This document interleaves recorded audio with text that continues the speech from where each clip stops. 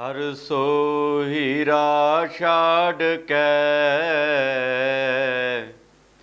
करह आन की आस। ते नर दोजक जाएंगे सत पाखै रवदास।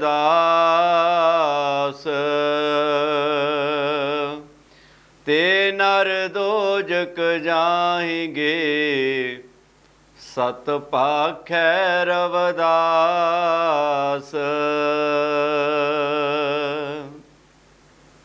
गुरु रूपी गुरु की प्यारी साध संगत जीओ, सतगुरां दी किरपा सदका अज समूह संगतां सतगुरां दे चरण कमलों में जुड़ करके सतगुरां दे पावन बचन सरवण कर रहे हो। गुरु की प्यारी साध संगत जी, अज संगरांद का पावन दिहाड़ा है। अज नवा महीना शुरू होने जा रहा है। सब तो पहले अज दे इस दिन दियां बहुत बहुत मुबारकां समूह संगतां प्रवान करो और इस मुबारक दिन ते मेरे वालों समूह संगतां नूं बहुत ही प्यार भरी जय गुरुदेव जी। आओ गुरु की प्यारी साध संगत जीओ, जो इस पावन महीने का उपदेश मेरे सतगुरु श्री गुरु रविदास महाराज जी पावन बाणी अमृत बाणी विच सानू बख्शिश करते हैं, एक मंचित हो करके आओ समूह संगतां सतगुरु का ध्यान लै करके सरवण करिए जी। अज सावन का महीना शुरू होने जा रहा है। आओ सारी संगत सतगुरां दे बख्शिश कीते उपदेश सरवण करो जी। सावण शांत भई जगत में, बारिश होए बशेस।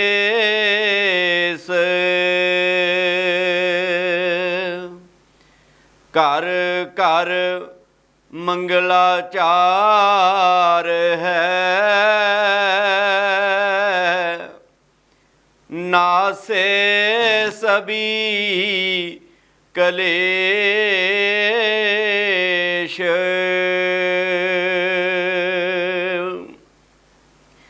अन्न धन बहुता उपजया,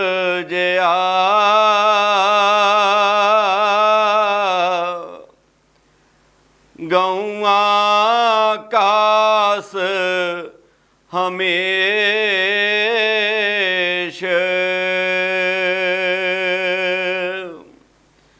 सुहागण सदा आनंद है, दुहागण मैला पेस।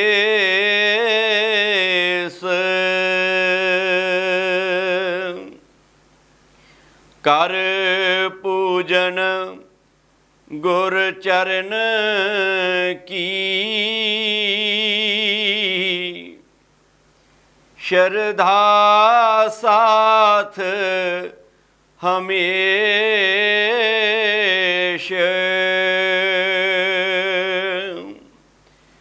पान सुपारी पुष्प कर,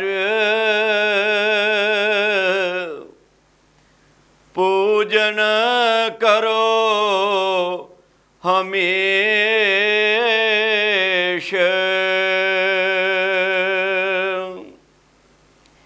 अर्चना भगति पंजमी,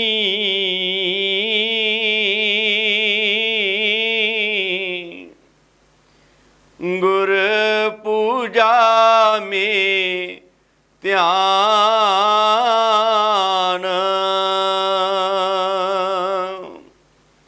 बिना इष्ट गुरुदेव ते,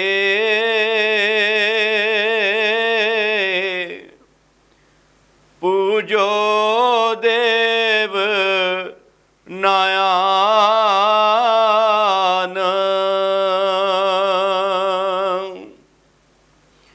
गुरु हर में ना पे ਭੇਦ ਕੁਝ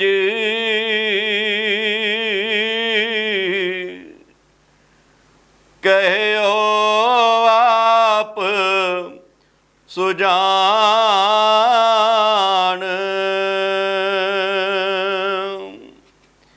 ਨਿਹਚੇ ਕਰ ਗੁਰ ਚਰਨ ਭਜ,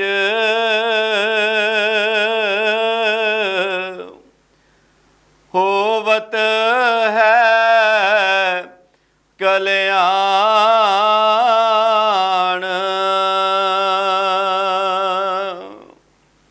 ਗੁਰ ਸਮਾਨ ਨਹੀਂ ਔਰ ਜਗ,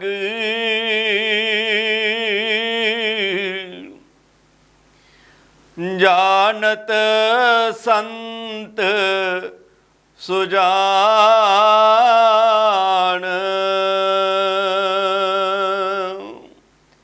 ਕਹਿ ਰਵਿਦਾਸ ਗੁਰ ਚਰਨ ਕੋ,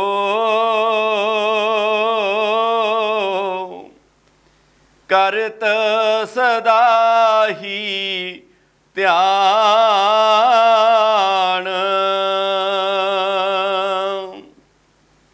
ਕਹਿ ਰਵਿਦਾਸ ਗੁਰ ਚਰਨ ਕੋ,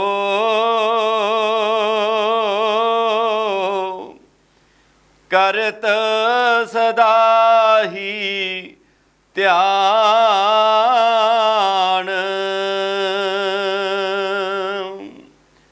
ਸਾਵਣ ਸ਼ਾਂਤ ਭਈ ਜਗਤ ਮੇਂ,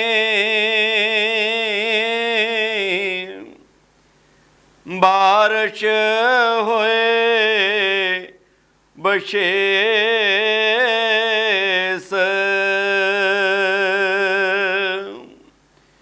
ਘਰ ਘਰ ਮੰਗਲਾਚਾਰ ਹੈ, ਨਾਸੇ ਸਭੀ ਕਲੇਸ਼।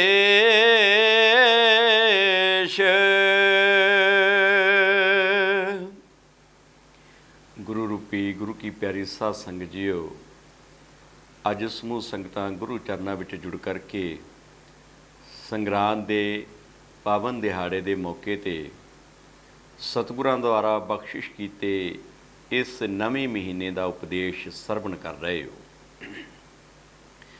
ਸਤਿਗੁਰੂ ਸ਼੍ਰੀ ਗੁਰੂ ਰਵਿਦਾਸ ਮਹਾਰਾਜ ਜੀ ਪਾਵਨ ਬਾਣੀ ਵਿੱਚ ਇਸ ਮਹੀਨੇ ਦਾ ਉਪਦੇਸ਼ ਬਖਸ਼ਿਸ਼ ਕਰਦੇ ਉਚਾਰਨ ਕਰਦੇ ਨੇ, ਸਾਵਨ ਸ਼ਾਂਤ ਭਈ ਜਗਤ ਮੇਂ, ਬਾਰਿਸ਼ ਹੋਏ ਵਿਸ਼ੇਸ਼। ਘਰ ਘਰ ਮੰਗਲਾਚਾਰ ਹੈ, ਨਾਸੇ ਸਭੀ ਕਲੇਸ਼।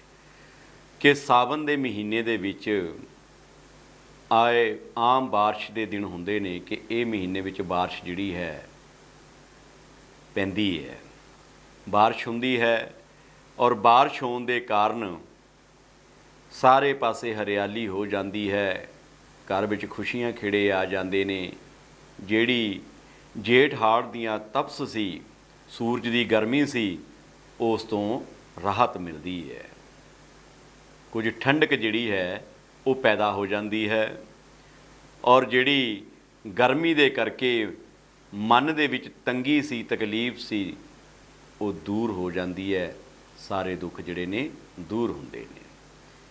ਹੁਣ ਗੁਰੂ ਪਿਆਰਿਓ, ਇਸ ਪੰਕਤੀਆਂ ਤੋਂ ਭਾਵ ਸਤਿਗੁਰੂ ਪਰਮਾਰਥ ਦਾ ਸਮਝਾਉਂਦੇ ਨੇ ਕਿ ਜਿਵੇਂ ਇਸ ਮਹੀਨੇ ਦੇ ਅੰਦਰ ਬਾਰਿਸ਼ ਪੈਂਦੀ ਹੈ, ਉਸ ਦੇ ਨਾਲ ਸਾਰੇ ਪਾਸੇ ਹਰਿਆਲੀ ਆਉਂਦੀ ਹੈ, ਧੁੱਪਾਂ ਤੋਂ ਰਾਹਤ ਮਿਲਦੀ ਹੈ, ਗਰਮੀ ਤੋਂ ਰਾਹਤ ਮਿਲਦੀ ਹੈ, ਔਰ ਖੁਸ਼ੀ ਪ੍ਰਾਪਤ ਹੁੰਦੀ ਹੈ। ਤਪਸ਼ ਦਾ ਜਿਹੜਾ ਦੁੱਖ ਹੈ ਉਹ ਦੂਰ ਹੁੰਦਾ ਹੈ। ਇਸੇ ਪ੍ਰਕਾਰ ਜਿਹੜੇ ਜੀਵ ਆਪਣੇ ਸਤਿਗੁਰ ਦੇ ਚਰਨਾਂ ਨਾਲ ਜੁੜ ਜਾਂਦੇ ਨੇ, ਸਤਿਗੁਰ ਦੇ ਦੱਸੇ ਮਾਰਗ 'ਤੇ ਚੱਲਦੇ ਨੇ, ਸਤਿਗੁਰ ਦੇ ਨਾਮ ਦੀ ਆਰਾਧਨਾ ਕਰਦੇ ਨੇ, ਉਹਨਾਂ ਨੂੰ ਅੰਦਰੋਂ ਇੱਕ ਐਸਾ ਅਨੁਭਵ ਹੁੰਦਾ ਹੈ ਕਿ ਜਿਵੇਂ ਅੰਦਰ ਸਤਿਗੁਰ ਦੇ ਅੰਮ੍ਰਿਤ ਦੀ ਵਰਖਾ ਹੋ ਰਹੀ ਹੋਵੇ, ਸਤਿਗੁਰ ਦੀਆਂ ਰਹਿਮਤਾਂ ਦੀ ਬਾਰਿਸ਼ ਹੋ ਰਹੀ ਹੋ। ਸਤਿਗੁਰੂ ਕਿਰਪਾ ਕਰਦੇ ਨੇ ਉਹਨਾਂ ਜੀਵਾਂ 'ਤੇ, ਜਿਵੇਂ ਬਾਹਰ ਬਾਰਿਸ਼ ਹੁੰਦੀ ਹੈ ਇਵੇਂ ਸਤਿਗੁਰ ਦੀ ਰਹਿਮਤ ਜਿਹੜੀ ਹੈ ਅੰਦਰੋਂ ਵਰਸ ਰਹੀ ਹੈ। ਜਦੋਂ ਸਤਿਗੁਰੂ ਦੀ ਰਹਿਮਤ ਦਾ ਮੀਂਹ ਪੈਂਦਾ ਹੈ ਤੇ ਗੁਰੂ ਕੀ ਪਿਆਰੀ ਸਾਧ ਸੰਗਤ ਜੀ, ਜਿਹੜੀ ਤਪਸ਼ ਸਾਡੇ ਕਰਮਾਂ ਦੀ ਸਾਨੂੰ ਮਾਰ ਰਹੀ ਹੈ, ਜਿਹੜੀ ਅਸੀਂ ਦਿਨ ਰਾਤ ਝੇਲ ਰਹੇ ਹਾਂ, ਜਿਹੜੇ ਵਿਸ਼ਿਆਂ ਵਿਕਾਰਾਂ ਨੇ ਸਾਨੂੰ ਜਿਹੜਾ ਹੈ ਦੁਖੀ ਕੀਤਾ ਹੋਇਆ ਹੈ, ਜਦੋਂ ਸਤਿਗੁਰ ਦੀ ਅੰਦਰੋਂ ਰਹਿਮਤ ਬਖਸ਼ਣੀ ਸ਼ੁਰੂ ਹੋ ਜਾਂਦੀ ਹੈ, ਵਰਸਣੀ ਸ਼ੁਰੂ ਹੁੰਦੀ ਹੈ, ਫਿਰ ਉਸ ਤਪਸ਼ ਤੋਂ ਇਸ ਜੀਵ ਨੂੰ ਰਾਹਤ ਮਿਲਣੀ ਸ਼ੁਰੂ ਹੋ ਜਾਂਦੀ ਹੈ। ਦੁੱਖ ਦਲਿੱਦਰ ਦੂਰ ਹੋਣੇ ਸ਼ੁਰੂ ਹੋ ਜਾਂਦੇ ਨੇ, ਕਿਉਂਕਿ ਵਿਸ਼ਿਆਂ ਵਿਕਾਰਾਂ ਵਿੱਚ ਫਸੇ ਹੋਏ ਅਸੀਂ ਤਰ੍ਹਾਂ ਤਰ੍ਹਾਂ ਦੇ ਖੋਟੇ ਕਰਮ ਕਰਦੇ ਜਾ ਰਹੇ ਹਾਂ। ਖੋਟੇ ਕਰਮਾਂ ਦਾ ਜਿਹੜਾ ਫਲ ਜਦੋਂ ਸਾਨੂੰ ਮਿਲਦਾ ਹੈ ਤੇ ਫਿਰ ਉਸ ਦੀ ਪੀੜਾ ਸਹਿਣੀ ਪੈਂਦੀ ਹੈ। ਪਰ ਜਦੋਂ ਸਤਿਗੁਰ ਦੇ ਨਾਮ ਦੇ ਨਾਲ ਜੁੜ ਜਾਂਦੇ ਹਾਂ, ਸਤਿਗੁਰ ਦੇ ਨਾਮ ਦੀ ਆਰਾਧਨਾ ਕਰਦੇ ਹਾਂ, ਸਤਿਗੁਰੂ ਸਾਡੇ 'ਤੇ ਖੁਸ਼ ਹੋ ਕਰਕੇ ਆਪਣੀਆਂ ਰਹਿਮਤਾਂ ਬਖਸ਼ਿਸ਼ ਕਰਦਾ ਹੈ, ਰਹਿਮਤਾਂ ਦੀ ਬਾਰਿਸ਼ ਕਰਦਾ ਹੈ, ਫਿਰ ਉਹਨਾਂ ਦੁੱਖਾਂ ਤਕਲੀਫਾਂ ਤੋਂ ਰਾਹਤ ਮਿਲਦੀ ਹੈ। ਮਨ ਦੇ ਅੰਦਰ ਚਾਅ ਪੈਦਾ ਹੋ ਜਾਂਦਾ ਹੈ, ਮਨ ਖਿੜ ਉੱਠਦਾ ਹੈ, ਫੁੱਲ ਦੀ ਨਿਆਈ ਬਹਾਰ ਆ ਜਾਂਦੀ ਹੈ, ਹਿਰਦੇ ਦੇ ਅੰਦਰ ਵਿਸ਼ਾਲ ਹੋ ਜਾਂਦਾ ਹੈ ਸਾਗਰ ਦੀ ਨਿਆਈ। ਫਿਰ ਸਾਰੇ ਆਪਣੇ ਲੱਗਦੇ ਨੇ, ਕੋਈ ਬੇਗਾਨਾ ਨਹੀਂ ਲੱਗਦਾ।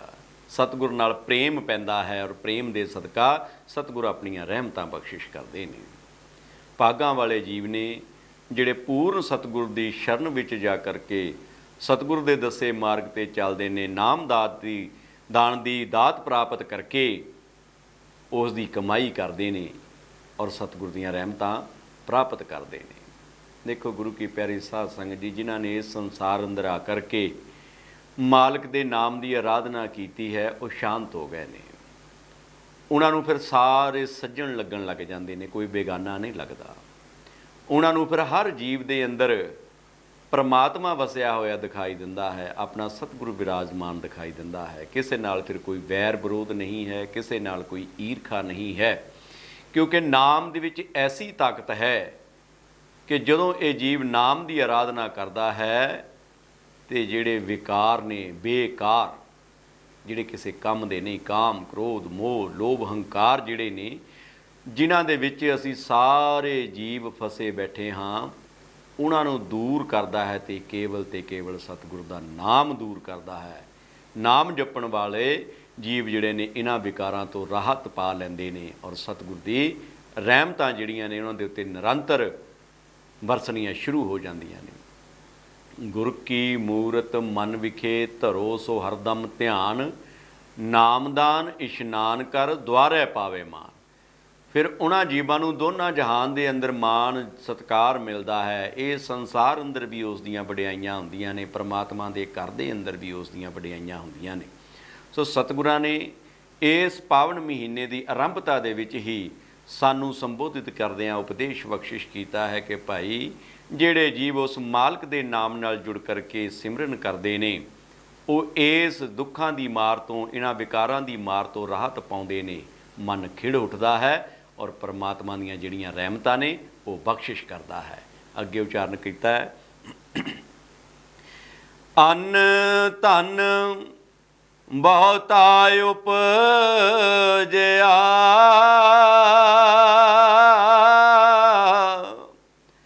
ਗਊਆਂ ਕਾਸ ਹਮੇਸ਼,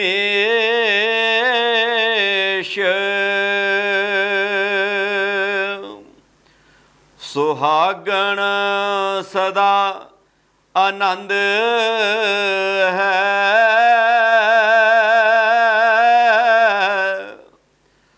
ਦੁਹਾਗਣ ਮੈਲਾ ਭੇਸ,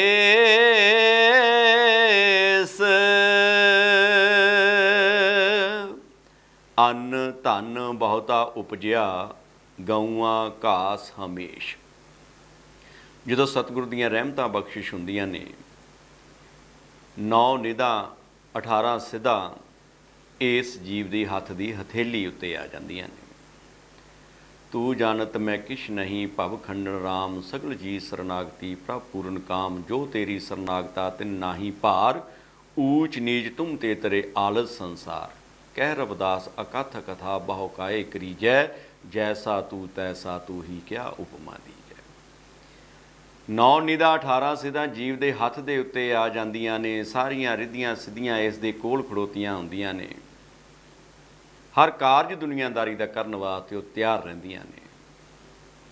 ਜਿਵੇਂ ਬਾਰਿਸ਼ ਹੋਣ ਦੇ ਕਰਕੇ ਉਪਜ ਹੁੰਦੀ ਹੈ, ਉਹਦੇ ਨਾਲ ਖੇਤੀਬਾੜੀ ਦਾ ਕਾਰਜ ਵਧੀਆ ਹੋ ਜਾਂਦਾ ਹੈ, ਫਸਲਾਂ ਚੰਗੀਆਂ ਹੁੰਦੀਆਂ ਨੇ, ਅੰਨ ਬਹੁਤ ਹੋਇਆ ਹੈ ਅਤੇ ਫਿਰ ਉਹ ਵੇਚ ਕੇ ਧਨ ਬਹੁਤ ਮਿਲਦਾ ਹੈ। ਧਨ ਵੀ ਆ ਗਿਆ ਹੈ ਘਰ ਦੇ ਵਿੱਚ, ਅੰਨ ਵੀ ਆ ਗਿਆ ਹੈ, ਗਊਆਂ ਪਸ਼ੂਆਂ ਵਾਸਤੇ ਜਿਹੜਾ ਹੈ ਘਾਹ ਵੀ ਖਾਵਣ ਵਾਸਤੇ ਹਰਾ ਜਿਹੜਾ ਹੈ ਉਹ ਪੈਦਾ ਹੋ ਜਾਂਦਾ ਹੈ। ਇਸੇ ਤਰ੍ਹਾਂ ਨਾਮ ਜਪਣ ਵਾਲੇ ਜੀਵ ਜਿਹੜੇ ਨੇ ਉਹ ਮਾਲਕ ਦੀਆਂ ਰਹਿਮਤਾਂ ਬਖਸ਼ਿਸ਼ਾਂ ਜਿਹੜੀਆਂ ਨੇ ਉਹ ਹਾਸਲ ਕਰਦੇ ਨੇ। ਆਪ ਉਹਦੇ ਨਾਮ ਦੀ ਆਰਾਧਨਾ ਕਰਕੇ ਉਹ ਰਹਿਮਤਾਂ ਪ੍ਰਾਪਤ ਕਰਕੇ ਦੂਸਰਿਆਂ ਦਾ ਵੀ ਭਲਾ ਕਰਨ ਵਾਸਤੇ ਉਹ ਤਿਆਰ ਹੋ ਜਾਂਦੇ ਨੇ। ਉਹ ਸਤਿਗੁਰੂ ਦੀ ਕਿਰਪਾ ਸਦਕਾ ਹੈ। ਸੁਹਾਗਣ ਸਦਾ ਆਨੰਦ ਹੈ, ਦੁਹਾਗਣ ਮੈਲਾ ਭੇਸ। ਸੁਹਾਗਣਾਂ ਜਿਹੜੀਆਂ ਨੇ ਉਹ ਆਪਣੇ ਪਤੀ ਦੇ ਨਾਲ ਹਮੇਸ਼ਾ ਆਨੰਦ ਮਾਣਦੀਆਂ ਨੇ, ਖੁਸ਼ੀ ਵਿੱਚ ਝੂਮਦੀਆਂ ਰਹਿੰਦੀਆਂ ਨੇ, ਮਨ ਖਿੜਿਆ ਰਹਿੰਦਾ ਹੈ, ਹੌਂਸਲਾ ਰਹਿੰਦਾ ਹੈ ਕਿ ਮੇਰੇ ਸਿਰ 'ਤੇ ਮੇਰਾ ਸਾਈਂ ਹੈ, ਮੇਰਾ ਪਤੀ ਹੈ। ਲੇਕਿਨ ਜਿਹੜੀਆਂ ਪਤੀ ਕੋਲੋਂ ਦੂਰ ਰਹਿੰਦੀਆਂ ਨੇ, ਦੁਹਾਗਣਾਂ ਹੋ ਜਾਂਦੀਆਂ ਨੇ, ਉਹ ਹਮੇਸ਼ਾ ਪਤੀ ਦੇ ਵਿਯੋਗ ਵਿੱਚ ਤੜਫਦੀਆਂ ਨੇ।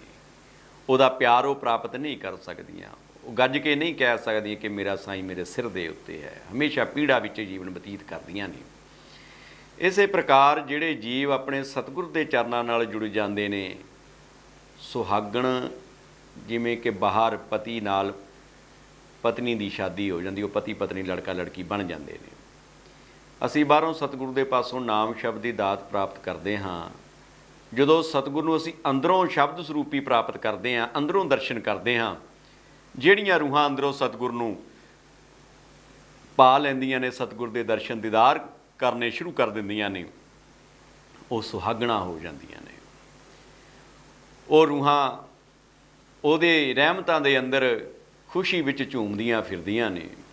ਅਤੇ ਜਿਹੜੇ ਭਾਈ ਸਤਿਗੁਰ ਦੇ ਸ਼ਰਨ ਵਿੱਚ ਹੀ ਨਹੀਂ ਜਾਂਦੇ, ਉਹ ਹਮੇਸ਼ਾ ਦੁੱਖ ਪ੍ਰਾਪਤ ਕਰਦੇ ਨੇ, ਦੁਖੀ ਰਹਿੰਦੇ ਨੇ। ਇਸ ਲਈ ਸਤਿਗੁਰਾਂ ਨੇ ਸਾਨੂੰ ਸੰਬੋਧਿਤ ਕੀਤਾ ਹੈ, ਸੁਹਾਗਣ ਸਦਾ ਆਨੰਦ ਹੈ, ਦੁਹਾਗਣ ਮੈਲਾ ਭੇਸ। ਜਿਹੜੀਆਂ ਸੁਹਾਗਣਾਂ ਨੇ ਉਹ ਖੁਸ਼ੀ ਵਿੱਚ ਝੂਮਦੀਆਂ ਨੇ, ਦੁਹਾਗਣਾਂ ਜਿਹੜੀਆਂ ਨੇ ਉਹ ਦੁੱਖ ਭੋਗਦੀਆਂ ਨੇ।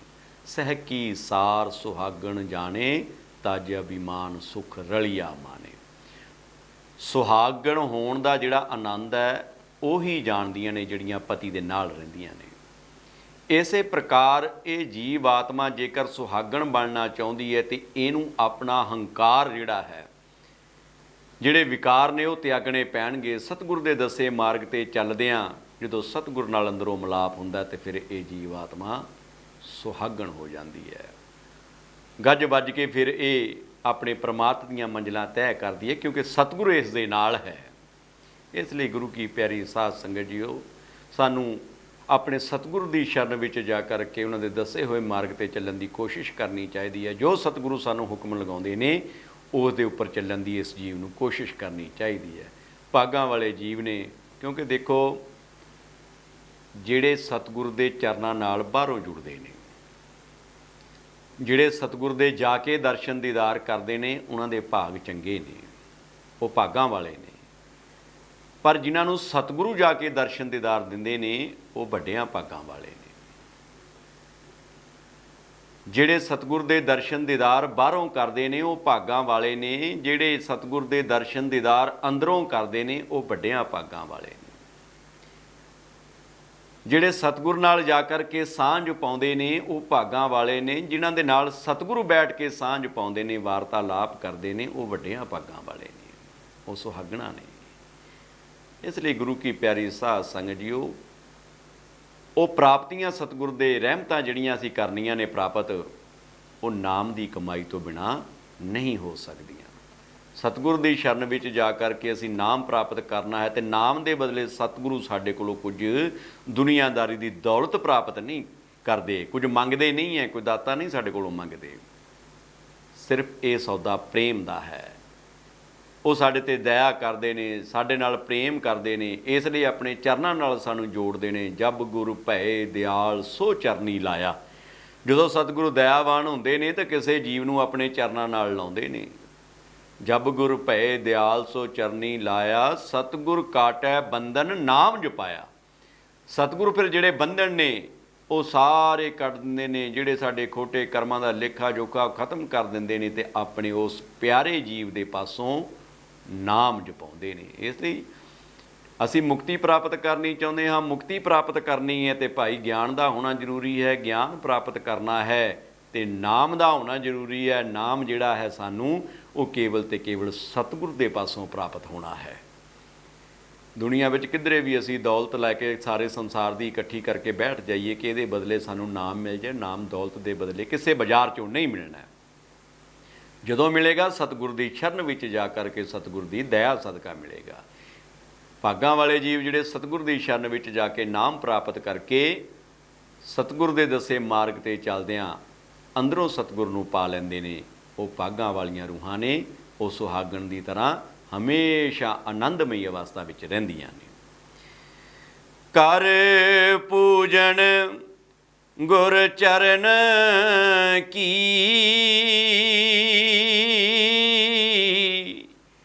ਸ਼ਰਧਾ ਸਾਥ ਹਮੇਸ਼,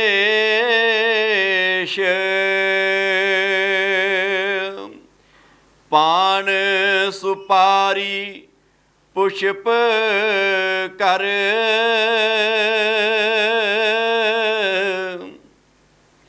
ਪੂਜਨ ਕਰੋ ਹਮੇਸ਼।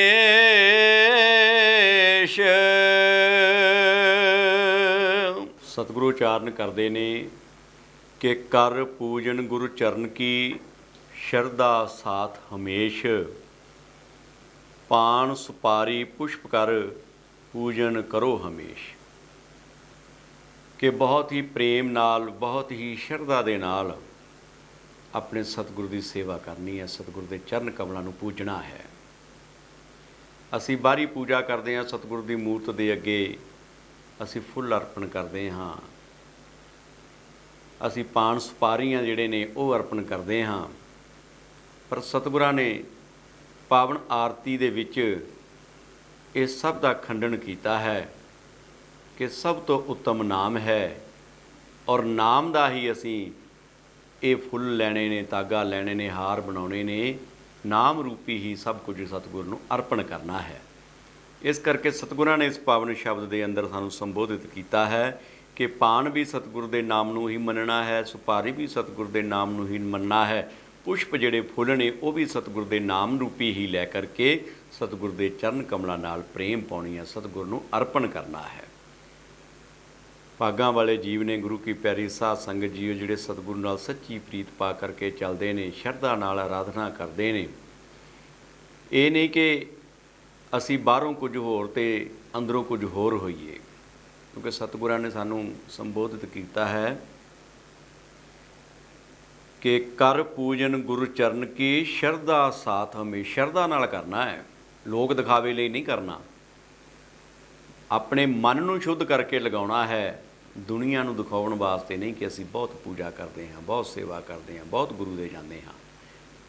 ਝੂਠਾ ਪਾਲਣ ਪਾਲ ਤੇ ਕਹੋ ਕੈਸੇ ਕਲਿਆਣ, ਕਿ ਜੇਕਰ ਅਸੀਂ ਇਸ ਤਰ੍ਹਾਂ ਦਾ ਝੂਠਾ ਪਾਲਣ ਪਾਲ ਕੇ ਬੈਠੇ ਰਹੇ ਕਿ ਬਾਹਰੋਂ ਲੋਕ ਸਾਡੀ ਵਾਹ ਵਾਹ ਕਰਨ ਕਿ ਬਈ ਬੜਾ ਗੁਰੂ ਦੇ ਚਰਨਾਂ ਨਾਲ ਜੁੜਿਆ ਹੋਇਆ ਹੈ, ਬੜਾ ਸਤਿਗੁਰ ਦੇ ਦਰ 'ਤੇ ਜਾਂਦਾ ਹੈ, ਪਰ ਹਿਰਦੇ ਅੰਦਰ ਗੁਰੂ ਦਾ ਪ੍ਰੇਮ ਹੀ ਨਹੀਂ ਹੈ, ਗੁਰੂ ਦੇ ਪ੍ਰਤੀ ਸ਼ਰਧਾ ਹੀ ਨਹੀਂ ਹੈ, ਤੇ ਫਿਰ ਅਸੀਂ ਸਤਿਗੁਰ ਦੀ ਦਇਆ ਪ੍ਰਾਪਤ ਨਹੀਂ ਕਰ ਸਕਦੇ। ਇਸ ਲਈ ਗੁਰੂ ਸਾਹਿਬਾਂ ਨੇ ਸਾਨੂੰ ਕਿਹਾ ਕਿ ਭਾਈ ਬਹੁਤ ਹੀ ਸ਼ਰਧਾ ਨਾਲ, ਬਹੁਤ ਪ੍ਰੇਮ ਨਾਲ ਸਤਿਗੁਰੂ ਦੇ ਚਰਨਾਂ ਦੀ ਆਰਾਧਨਾ ਕਰਨੀ ਹੈ। ਨਾਮ ਜਿਹੜਾ ਹੈ, ਸਾਰੇ ਦੁਨੀਆ ਦੇ ਧਨ ਪਦਾਰਥ ਜਿਹੜੇ ਨੇ ਨਾਮ ਨੂੰ ਮੁੱਖ ਰੱਖ ਕੇ ਹੀ ਗੁਰੂ ਮਹਾਰਾਜ ਜੀ ਨੂੰ ਅਰਪਣ ਕਰਨੇ ਨੇ। ਅਰਚਨਾ ਭਗਤੀ ਪੰਜਵੀਂ,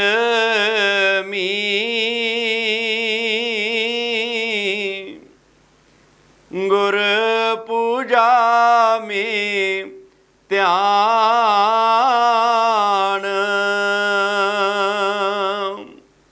ਬਿਨਾ ਇਸ਼ਟ ਗੁਰਦੇਵ ਤੇ,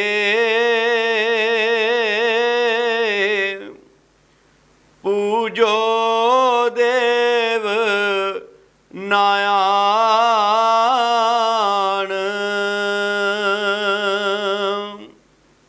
ਅਰਚਨਾ ਭਗਤੀ ਪੰਜਵੀਂ, ਗੁਰ ਪੂਜਾ ਮੇਂ ਧਿਆਨ। बिना इष्ट गुरुदेव तो पूजो देव ना आन। कि सतगुरु के चरनां की पूजा करनी, गुरु चरनां की आराधना करनी, अर्चना पूजा करनी, ये पंजवीं प्रकार की भगती है। गुरु साहब ने 9 प्रकार की भगती का वर्णन किया है अमृत बाणी के अंदर। तो ये सतगुरु ने पंजवीं भगती सानू संबोधित किया है कि जिहड़ी बड़ी शरधा दे नाल सतगुरु के चरनां की आराधना करनी है, अर्चना करनी है, पूजा करनी है। बिना इष्ट गुरुदेव ते पूजो देव ना आन। कि अपने गुरु तो बिना होर किसी के नाम की आराधना नहीं करनी। हुण इत्थों ये भाव नहीं है कि असी दूसरिਆਂ ਦੇ नाल बैर विरोध पा के रख लईए। कहते हैं कि गुरु एक सेवा अनेक, सब का सत्कार करना है, सब नूं मान देना है, पर असी मुख अपने गुरु नूं रख के तुरना है। देखो कि सतगुरु श्री गुरु रविदास महाराज जी होरां ने अपने जीवन काल दे जिहड़े समकाली संत महापुरुष होए ने उन्हां दा भी कितना सत्कार किया है। पावन बाणी अंदर उन्हां नूं कितना सत्कार दिता है। संतां महापुरुषां ने गुरुआं पीरां पैगंबरां ने एक दूसरे का बहुत सत्कार किया है, पर आराधना अपने सतगुरु के नाम की कीती है।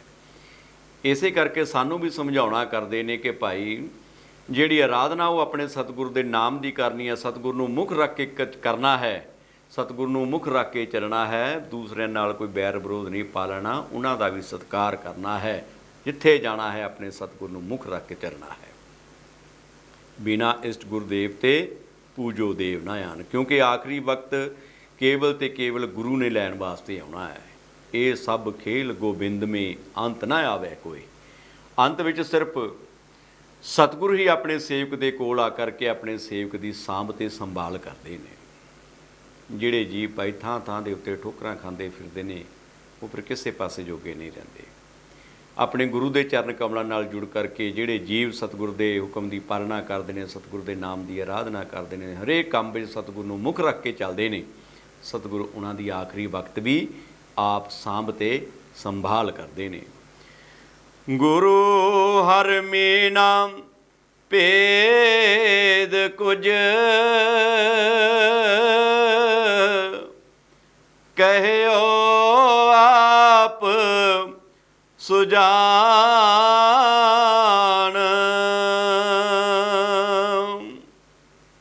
निहचे कर गुर चरण भज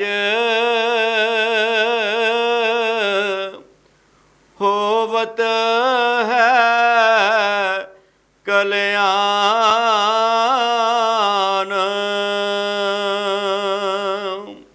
गुरु हर मीना भेद कुछ कहो आप सुजान। जिहड़े पूर्ण संत महापुरुष होए ने उन्होंने सानू संबोधित किया है कि गुरु और परमात्मा विच कोई अंतर नहीं है। जिवें सतगुरु रविदास महाराज जी ने सानू उपदेश बख्शिश किया है कि रविदास भणे जो जाने सो जान, संत अनंत है अंतर नाही। कि पूर्ण सतगुरु दे विच और परमात्मा विच कोई अंतर नहीं हुंदा। निश्चय कर गुरु चरण भज होवत है कल्याण। जिहड़े दृढ़ होकर के निश्चय कर लेंदे ने कि असीं सतगुरु दे नाम की आराधना करनी है, सतगुरु दे नाम का अभ्यास करना है, सतगुरु दीयां रहमतां प्राप्त करनियां ने, कहंदे वो फिर सतगुरु की दया के पात्र बन जाते हैं। उन्हां दा लोक परलोक सुखाला कर दिंदा है सतगुरु। उन्हां दा स्वार्थ और परमार्थ दोनों सवार दिंदे ने सतगुरु, किरपा कर दिंदे ने। होवत है कल्याण, उन्हां दा भला हो जाता है। वो इस संसार दे विच भी दुखों तो राहत पा लैंदे ने और परमात्मा दे घर दे विच भी उन्हां दीयां मान वडियाइयां हुंदियां ने, धर्मराज दे लेखे जोखे तो बच जाते ने, दुखों का नाश कर दिंदे ने। सतगुरु आप मलाह बन के इस भव सागर तो उन्हां जीवां नूं पार लगाउंदे ने जिहड़े सतगुरु नाल प्रेम पा करके दृढ़ हो करके सतगुरु के नाम का अभ्यास करते हैं। गुर समान नहीं और जग, जानत संत सुजान।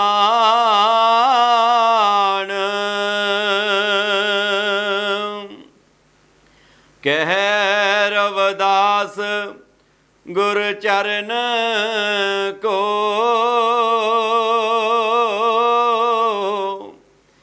करत सदा ही ध्यान।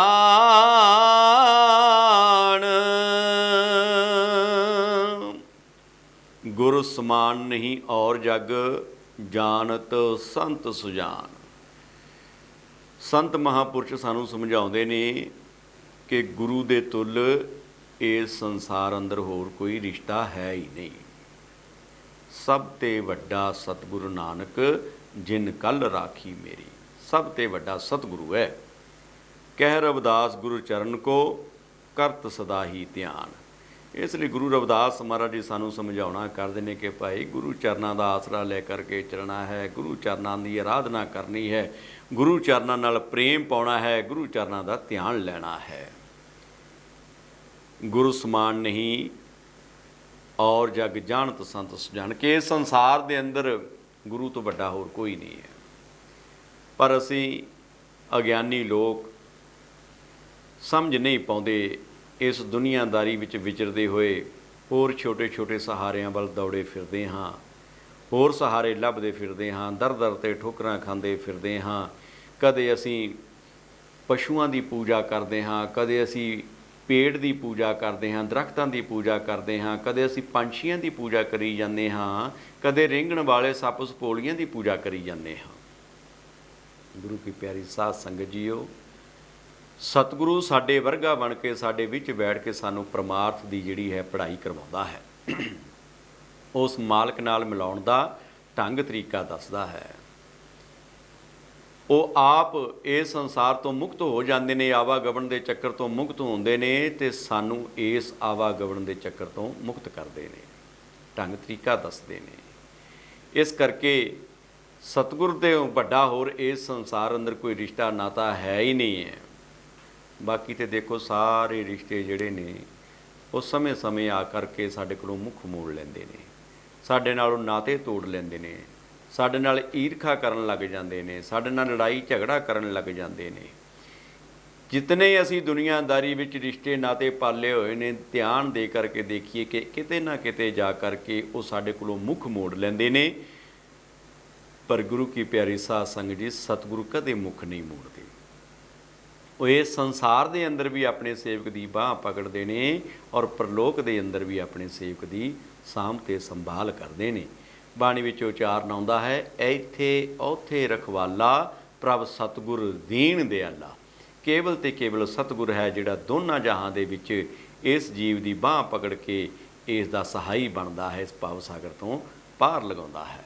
सो गुरु की प्यारी साध संगत जीओ, अज संगरांद के दिन ते गुरु साहिबां ने इस महीने का सावन महीने का जो सानू उपदेश बख्शिश किया है, असी सब ने बहुत प्रेम सह सुनिया है कि गुरु साहब सानू उचारण करते हैं कि भाई जिमें सावन महीने दे विच बारिश हुंदी है, सारे पासे हरियाली हो जाती है, जिहड़ी जेठ हाड़ दीयां धुप्पां दी गर्मी असीं सहारदे हां उस तो राहत मिलती है। इसे प्रकार जिहड़े जीव अपने सतगुर की शरण विच जा करके नाम की आराधना करते हैं, सतगुरु उन्हां दे अंदर अपनियां रहमतां दी बख्शिश करते हैं। जिहड़े पंज विकारां दी दुख तकलीफ असीं सहन कर रहे हैं, तपश विच असीं सड़ रहे हाँ, उन्हां तो इस नूं निजात मिलती है।